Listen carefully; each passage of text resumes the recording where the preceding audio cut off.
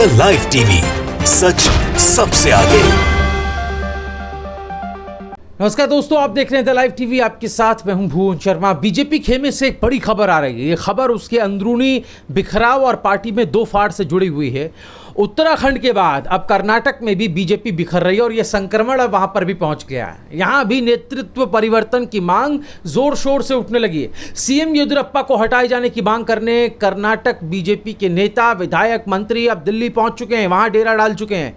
इस विरोध के पीछे की वजह बताने से पहले दोस्तों मैं आपको ये बता देना चाहता हूं, दिखा देना चाहता हूं एक खबर, अमर उजाला की खबर आप पढ़िए और इसमें लिखा है कि उत्तराखंड के बाद अब कर्नाटक में नेतृत्व के खिलाफ नाराजगी, येदियुरप्पा को हटाने की मांग।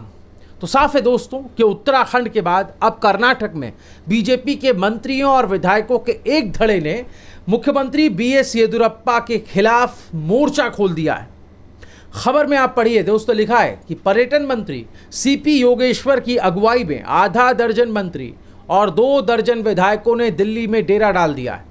इन विधायकों को उम्मीद है कि पार्टी नेतृत्व उत्तराखंड की तरह ही कर्नाटक में नेतृत्व परिवर्तन के लिए मजबूर होगा।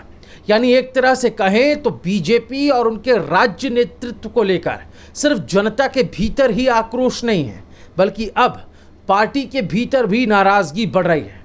दरअसल कर्नाटक में येदियुरप्पा के खिलाफ ये सब क्यों हो रहा है, ये सब समझने के लिए आपको ज़्यादा कुछ बताने की ज़रूरत नहीं है दोस्तों। इसका जवाब एक शब्द में दिया जा सकता है और वो है पुत्र मोह। जी हाँ, अपनी राज सत्ता, अपनी कुर्सी, अपनी विरासत येदियुरप्पा अपने बेटे को देने की जो तैयारी कर रहे हैं, उसकी ताजपोशी की जो तैयारी हो रही है, उसी से बड़े पैमाने पर यह असंतोष पनप रहा है बीजेपी के भीतर। क्योंकि बीजेपी एक तरफ जो कांग्रेस को ये कहकर उसकी आलोचना करती है, उसकी अवहेलना करती है कि वो परिवारवाद को बढ़ावा देने वाली पार्टी है। बीजेपी के सीएम येदियुरप्पा जब अपना राजनीतिक वंश आगे बढ़ाने की कोशिश करते हैं दोस्तों, तो बीजेपी हाईकमान को सांप सूंघ जाता है, परिवारवाद भूल जाते हैं तब वो। वैसे बीजेपी का परिवारवाद को लेकर दोहरा मापदंड किसी से छिपा नहीं है। भाजपा में परिवारवाद की एक लंबी फेहरिस्त है। कुछ बड़े नाम मैं आपको यहाँ बता देता हूँ। देश के रक्षा मंत्री राजनाथ सिंह के बेटे पंकज सिंह, जो कि नोएडा से बीजेपी के विधायक हैं। हिमाचल प्रदेश के पूर्व सीएम पीके धूमल के बेटे अनुराग ठाकुर बीजेपी के सांसद हैं। यूपी के पूर्व सीएम और राजस्थान के राज्यपाल रहे कल्याण सिंह के बेटे राजवीर सिंह बीजेपी सांसद हैं। कल्याण सिंह के ही पोते संदीप सिंह योगी सरकार में मंत्री रहे। केंद्रीय मंत्री मेनका गांधी के बेटे वरुण गांधी सुल्तानपुर से बीजेपी सांसद हैं। राजस्थान की पूर्व मुख्यमंत्री बीजेपी की सीनियर नेता वसुंधरा राजे के बेटे दुष्यंत राजे झालावाड़ से बीजेपी के सांसद हैं। दिल्ली के पूर्व उप मुख्यमंत्री शाहिब सिंह वर्मा के बेटे प्रवेश वर्मा पश्चिमी दिल्ली से बीजेपी के सांसद हैं। तो अब बहुत तेरे नाम हैं, गिनते गिनाते चलिएगा तो बहुत वक्त लग जाएगा। बस इन नामों को आपके बीच रखने का मकसद यही था कि बीजेपी का जो चाल, चरित्र, चेहरा, उसका जो दोहरा मापदंड है परिवारवाद को लेकर, जिसको लेकर वो कांग्रेस पर हमलावर रहती है, वो सामने लाना। तो येदियुरप्पा आखिर परिवारवाद में पीछे क्यों रहे हैं, उनको भी तो भरपूर फ़ायदा उठाना चाहिए, उनको भी पूरी छूट मिलनी चाहिए। इस खबर के हिस्से को आप पढ़िए दोस्तों। लिखा है कि 78 साल के येदियुरप्पा ने बीते साल अपने बेटे बीवाई विजयेंद्र को राज्य संगठन में उपाध्यक्ष बनवाया। उनकी कोशिश अपनी विरासत अपने इसी पुत्र को सौंपने की है। इस दिशा में वो बीते 1 साल से लगातार कोशिश कर रहे हैं, जबकि पार्टी के दूसरे नेताओं को लगता था कि पहले ही 75 वर्ष की उम्र का पैमाना पार कर चुके येदियुरप्पा के लिए पार्टी नेतृत्व जल्द ही विकल्प तलाशेगा। लेकिन पार्टी के भीतर जो असंतोष पनप रहा है, उसे भी तो नज़रअंदाज नहीं किया जा सकता, क्योंकि यही नाराज़ लोग अब जब बागी हो जाएंगे तो पार्टी की सो कॉल्ड जो प्रतिष्ठा है उसका क्या होगा।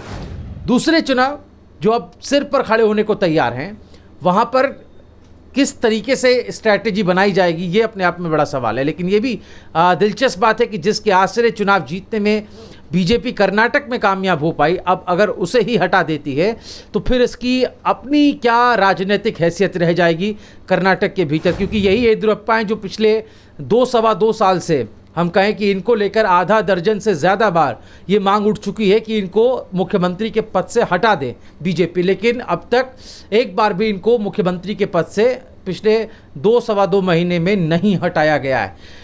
लगातार कई अंदर खाने की खबरें आती रहीं संगठन के भीतर से, लेकिन ये पहली बार है जब कर्नाटक बीजेपी के विधायक और मंत्री खुलकर ये बात कह रहे हैं कि सीएम येदियुरप्पा के खिलाफ नाराज़गी जो है वो बढ़ रही है। तो पहले बीजेपी उत्तराखंड में बीजेपी के साथ जो हुआ वो हमने देखा कि त्रिवेंद्र सिंह रावत को हटाकर तीरथ सिंह रावत को ठीक चुनाव से 1 साल पहले मुख्यमंत्री की कुर्सी पर बैठा दिया गया। और इस परिवर्तन, इस बदलाव के पीछे तरह तरह की जो बातें हैं वो सामने आई, जिसमें कुंभ मैनेजमेंट भी एक बड़ा पहलू है जिसको नज़रअंदाज नहीं किया जा सकता।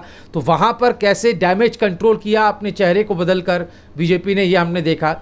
उसके बाद ठीक जो है वो उत्तर प्रदेश से सुगबुगाहट सामने आई। अभी आपने देखा कुछ दिन पहले केंद्रीय चुनाव समिति की एक बैठक उत्तर प्रदेश में हुई है, जहां पर बड़े बड़े नामों में बदलाव की बात हुई। और अमरनर खाने से खबर ये आ रही कि मुख्यमंत्री योगी आदित्यनाथ को ही मुख्यमंत्री के पद से हटाने का विचार जो है वो बीजेपी का केंद्रीय हाईकमान कर रहा है और उनकी जगह पर किसी और को बैठाया जा सकता है, जो कि अब तक की जो स्थिति खराब हुई है प्रदेश के अंदर, सूबे के अंदर, उसको डैमेज कंट्रोल कर सके या उसको बदल सके या उस पर किसी तरीके उसको कवर अप कर सके। तो ये कोशिश जो है जो उत्तराखंड में की गई वो अब उत्तर प्रदेश में और अब कर्नाटक में भी, क्योंकि ज़्यादा वक्त अब यहाँ भी चुनाव का रहा नहीं है, तकरीबन आधे से ज़्यादा वक्त निकल चुका है कार्यकाल का।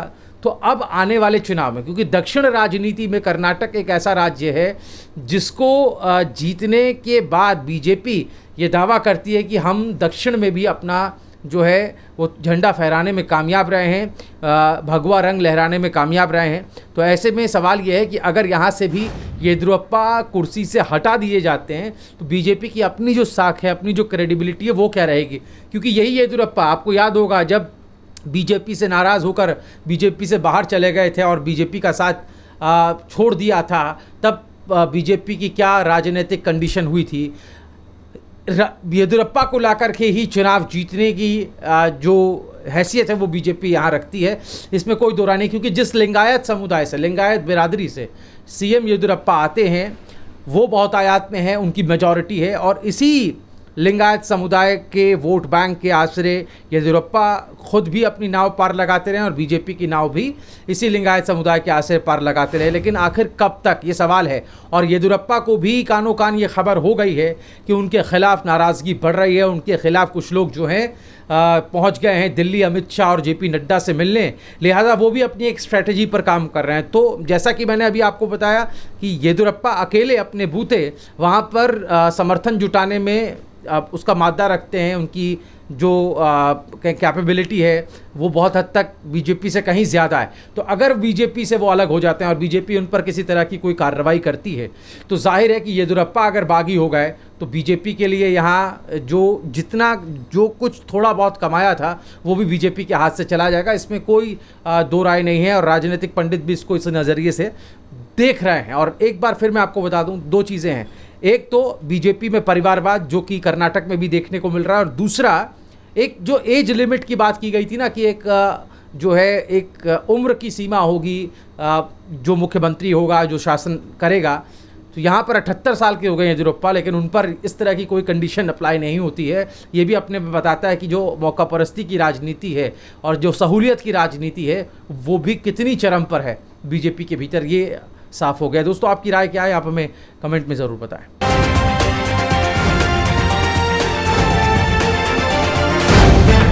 द लाइव टीवी, सच सबसे आगे।